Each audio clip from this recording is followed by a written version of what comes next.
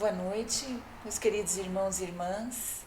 Uma alegria estarmos juntos nessa noite em que vamos refletir sobre mais um tema e com base no Evangelho segundo o Espiritismo. Sejam todos bem-vindos, sintam-se acolhidos fraternalmente e que possamos ter momentos de paz, de reflexão e de harmonia. Aqui na Casa Luz e Caridade Dom Bosco, nós vamos então trazer alguns avisos para que possamos dar início depois à nossa explanação. Nós agradecemos, em nome da casa, a todos os trabalhadores e amigos que têm ajudado a manter a nossa casa, mesmo agora em tempos de pandemia. Quem puder e quiser colaborar sempre com as doações, será sempre muito bem-vindo e de muita gratidão para todos nós. Ali na página do Facebook da casa, nós temos os dados ali do banco, da Caixa Econômica, e o Pix também, para quem puder e quiser fazer a sua contribuição. As atividades da casa agora na pandemia, nós temos as atividades todas pela internet, as atividades online. Temos palestras aos sábados às 17 horas, às quartas às 19 horas, às segundas-feiras às 20 horas. Temos também cursos online, nas terças-feiras das 19h30 às 20h15, o estudo do livro Jesus o Celeste Amigo, e nas quintas-feiras o estudo do livro No Mundo Maior, das 20 às 21 horas. Nesse das quintas-feiras é necessário fazer uma inscrição, para que a pessoa possa participar.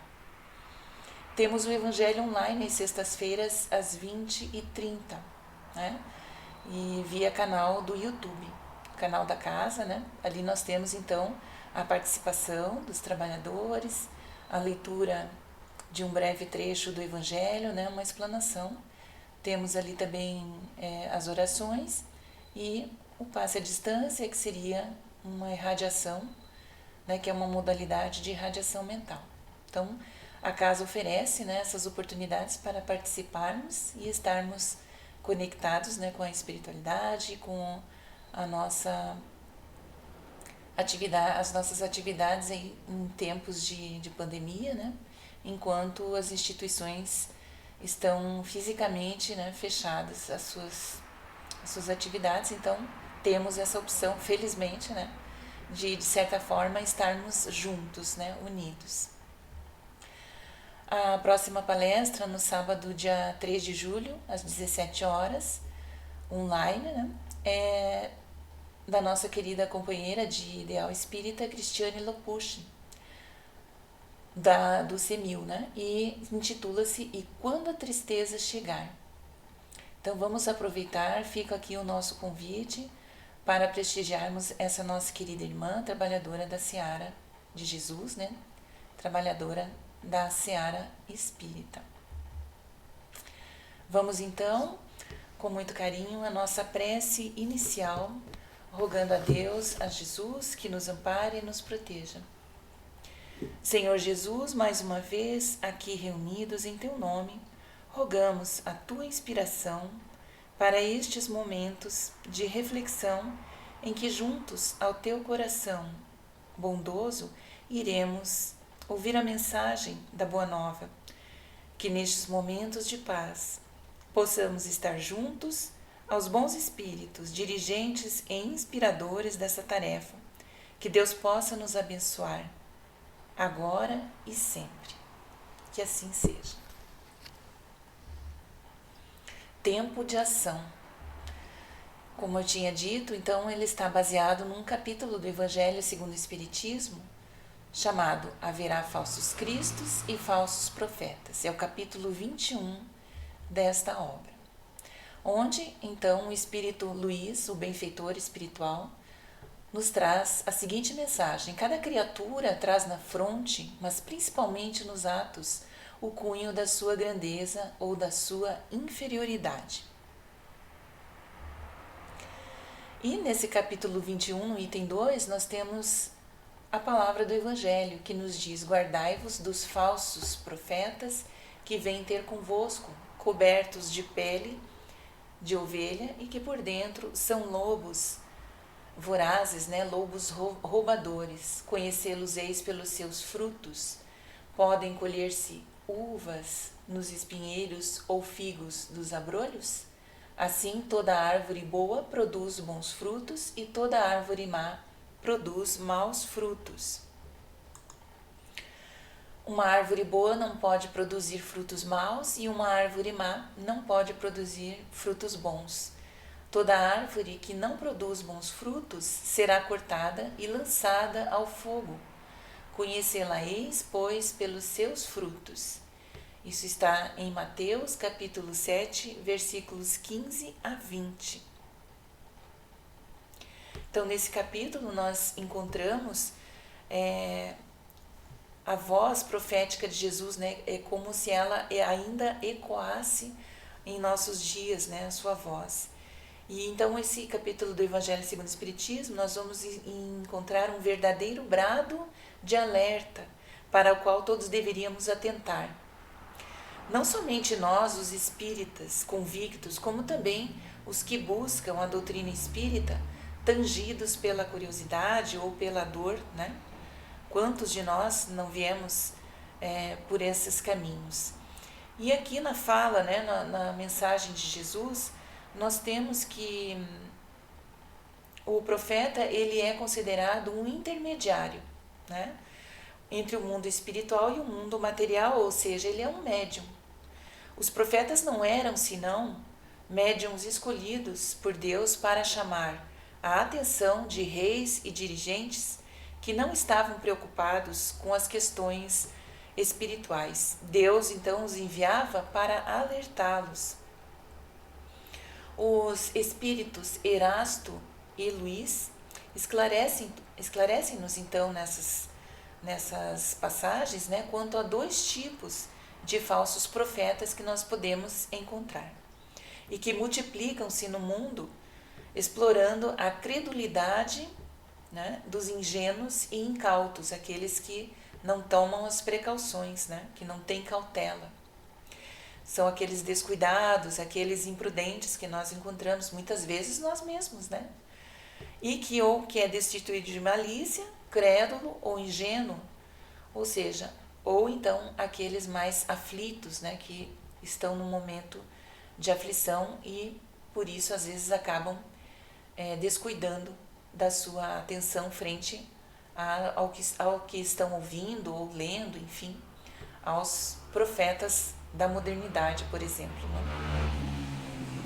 Então são eles os encarnados que se dizem investidos por poder divino, pretendendo ter o monopólio da verdade. E existem os profetas desencarnados, falsos profetas desencarnados, utilizando-se de médiuns pouco esclarecidos e invigilantes. Então nós temos essas duas modalidades, né, de falsos profetas. E aí, então, os espíritos benfeitores nos dizem que eles indicam-nos igualmente, aqueles mentores, os meios de reconhecermos os falsos profetas da Terra ou da erraticidade. E nos traz a informação de que os traços dominantes de quaisquer deles são vaidade e orgulho. Então, são características, né, que nós vamos encontrar nos falsos profetas. E então, nós temos aí que o espírita cristão, ele estuda as obras básicas da doutrina e põe em prática a máxima de Kardec: fora da caridade não há salvação. Renova então a esperança no futuro e ao mesmo tempo oxigena a mente, de tal maneira que percebe sem esforço as interpretações religiosas comprometedoras, venham de onde vierem.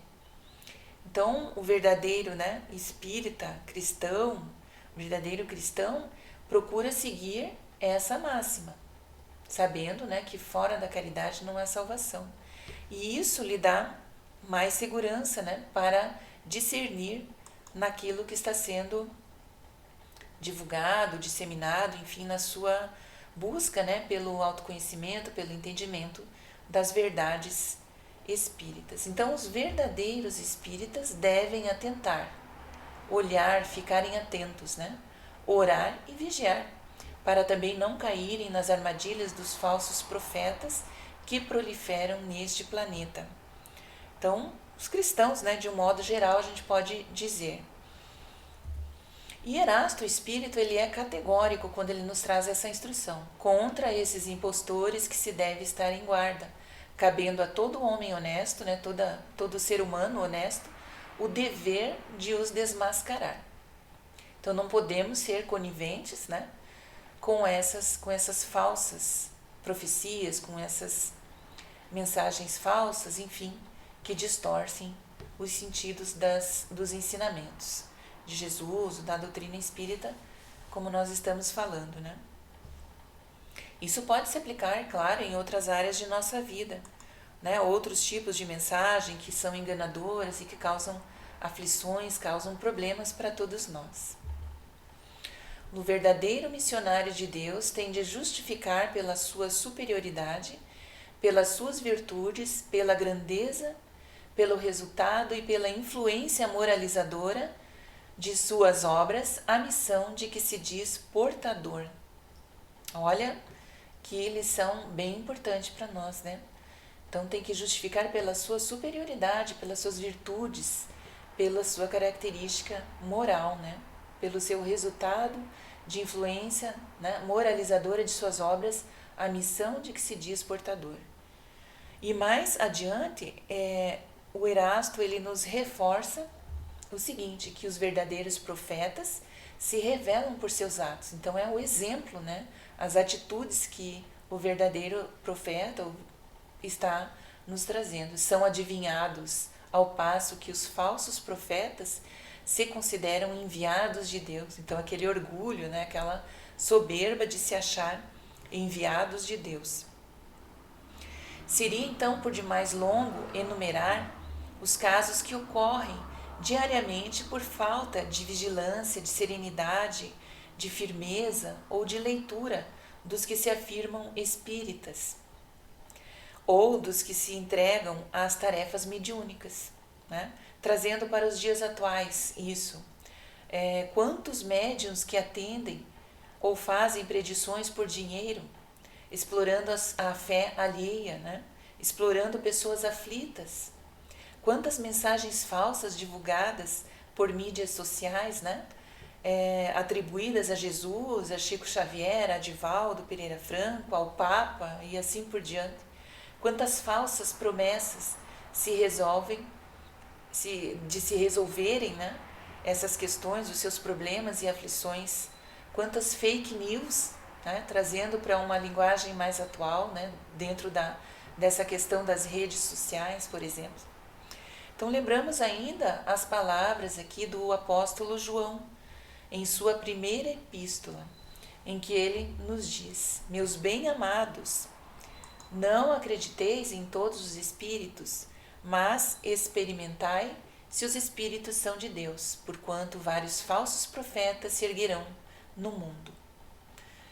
Então João, né, o apóstolo, já nos traz essa orientação, né, esse alerta, para que nós tenhamos aquele filtro, né, aquele raciocínio frente às mensagens, aos ensinamentos aos quais nos são dirigidos, para que a gente faça uma avaliação, né, faça questionamento e verifique se há um fundo de verdade, enfim, se é algo verdadeiro, né, e que vai trazer crescimento, que vai trazer coisas boas para todos nós, né, e não embarcarmos, né, nas falsas promessas ou nas falsas profecias, nas falsas mensagens, como a gente viu até agora. E nós acrescentamos então que para se cumprir tal recomendação, dada há quase 2 milênios, necessário se torna atendermos ao conselho do próprio Allan Kardec, né, o codificador da nossa querida doutrina espírita, né, que ele nos diz, então, instruí-vos, né? Os livros estão aí, é a recomendação.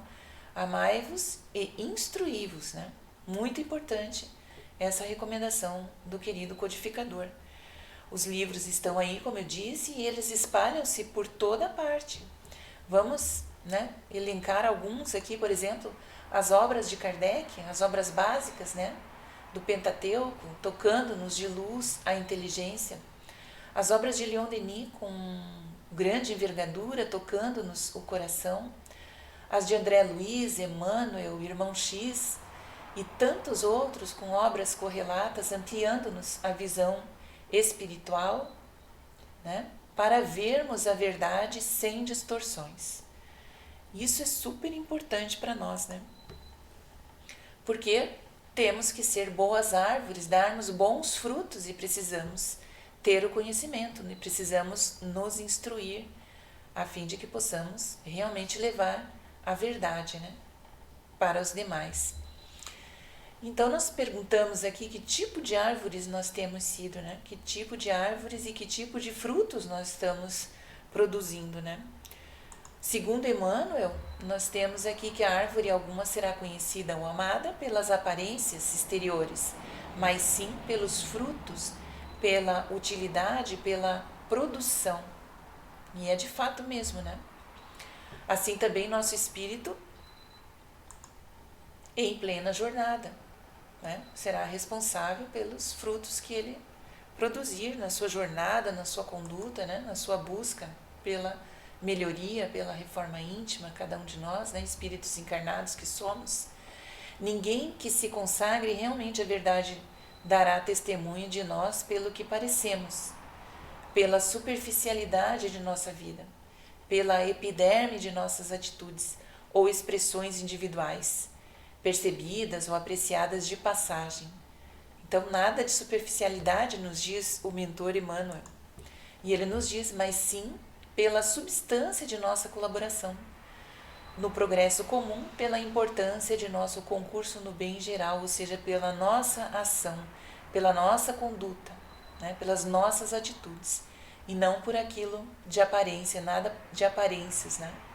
Então, os frutos, que sejamos boas árvores, dando bons frutos, que nos esforcemos, instruindo-nos cada vez mais. E o benfeitor conclui que pelos frutos os conhecereis, disse o mestre, e pelas nossas ações seremos conhecidos, repetiremos nós. Então essa mensagem do Emmanuel está aí no livro Fonte Viva, capítulo 7, que nos traz e nos complementa justamente, né, nessa nossa reflexão de hoje.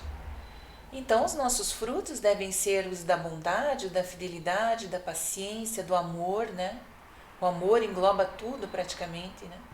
Da alegria, o fruto da paz, os frutos da benignidade, os frutos do domínio próprio, o fruto da mansidão, né? São tantos frutos aí que vale a pena a gente nos esforçarmos, né? Nós nos esforçarmos para produzi-los, né? Para produzir bons frutos é bom termos boas referências, então, né? Nós podemos então dizer aqui que as nossas escolhas, as nossas condutas devem ser baseadas em discernimento e bom senso. Por exemplo, se escolhermos beber e dirigir, que resultado a gente vai esperar disso, né? Dessa atitude? Se escolhermos algum vício, que resultado teremos? Uma religião, uma filosofia, etc. Quais resultados e consequências nós teremos? Então é preciso agirmos, né, com discernimento e bom senso para que os nossos frutos sejam os melhores possíveis. E aqui nós entramos num outro viés também que nos fala nesse capítulo de prodígios e milagres, né?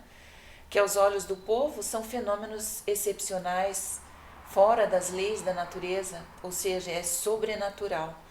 Mas os fenômenos, por mais extraordinários que pareçam, não são senão a aplicação de uma lei natural e ficam esclarecidos à medida em que busquemos e tenhamos o conhecimento da causa desses fenômenos. Então, dentro desse viés, né, porque a gente pode encontrar muitos ainda nos dias de hoje, produzindo o que se chamava prodígios e milagres, mas que a gente, tendo o conhecimento, tendo o esclarecimento e a instrução, nós vamos perceber que são leis da natureza, que são ações que acontecem dentro de uma organização, dentro de uma lei natural, né, criada por Deus. Então, à medida que nós vamos estudando e conhecendo, nós vamos entendendo melhor esses fenômenos. E o Espiritismo, né, a doutrina espírita, não produz prodígios nem milagres, né? Ela se baseia no desenvolvimento da ciência, traz, né, o conceito da ciência espírita, pesquisa de causas de certos fenômenos, levanta o véu de muitos mistérios. Então, a doutrina espírita, né, é ciência, filosofia e religião, é um tripé que a compõe e que nos traz muitos esclarecimentos, nos traz aquela certeza, né, da nossa existência, do porquê estamos aqui, para onde vamos, enfim, do sentido existencial da humanidade, né, nas questões da reencarnação e outros tantos ensinamentos que a doutrina nos traz. E Kardec nos diz que só os que preferem a obscuridade à luz têm interesse em combatê-la, mas a verdade é como o sol, dissipa as mais densas trevas. Então, só os que preferem mesmo ficar na ignorância, né, na obscuridade, né, têm interesse em combater a luz. Há muitos que detêm o conhecimento e detêm para si mesmo, esperando que os outros não vão saber, né, desse conhecimento, mas acabam trazendo muitos prejuízos e principalmente para si mesmos, porque um dia a verdade sempre vem à tona, né? Aquilo que é a verdade sempre virá à tona. Por isso, tudo isso que tem acontecido, né, caminhando para a nossa conclusão, tudo que tem acontecido nos tempos atuais, as questões dos flagelos, né, sociais e as próprias pandemias, que essa não é a primeira pandemia que a humanidade terrena passa, né? Mas tudo isso já vinha sido, né, predito, e havia há uma referência, né, especialmente lá no livro A Gênese, que nos traz bastante referência sobre isso. E nós vamos então refletindo, né, que é tempo de ação, né, que nós precisamos agir, estudar e pôr em prática aquilo que nós temos aprendido, instruindo-nos, né, e cuidando, orando, vigiando, atentando para o que está acontecendo ao nosso redor, especialmente nesse período em que estamos, em que as notícias são muito rápidas, a informação é muito rápida, né, com o advento da internet, das mídias, enfim, das redes sociais, muita coisa nos chega e precisamos fazer, né, aquela reflexão, aquela avaliação de quão verdadeiro é aquilo que está nos chegando e o quanto aquilo nos influencia e se vamos compartilhar, se vamos passar para frente, as fake news principalmente, tomarmos muito cuidado, né, porque isso se caracteriza como falsos profetas, enfim, e nós não podemos ser coniventes e de repente agirmos da mesma forma. Então, nós trouxemos um texto aqui do Momento Espírita falando justamente disso, né? Que é tempo de ação, que nós precisamos agir no bem, na verdade, né? Levarmos sempre a verdade, as palavras do bem, as mensagens do bem, os ensinamentos, né, de Jesus a cada pessoa que cruzar o nosso caminho, sempre que tivermos a oportunidade de esclarecer, que o façamos dentro de uma conduta que realmente dê bons frutos. E essa mensagem, ela justamente se intitula Tempo de Ação, que foi a nossa inspiração, digamos assim, para trazermos as reflexões de hoje.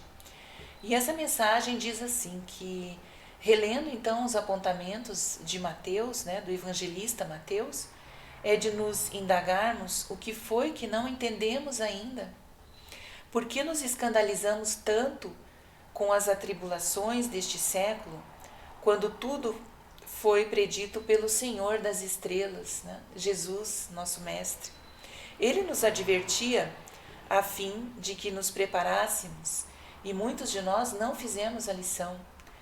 Contudo, há tempo há tempo de nos conscientizarmos que os tempos são chegados, tempos da grande transformação, tempos em que as tribulações chegam, alcançando os indivíduos, as famílias, as nações, entender que nos encontramos à beira de um mundo novo.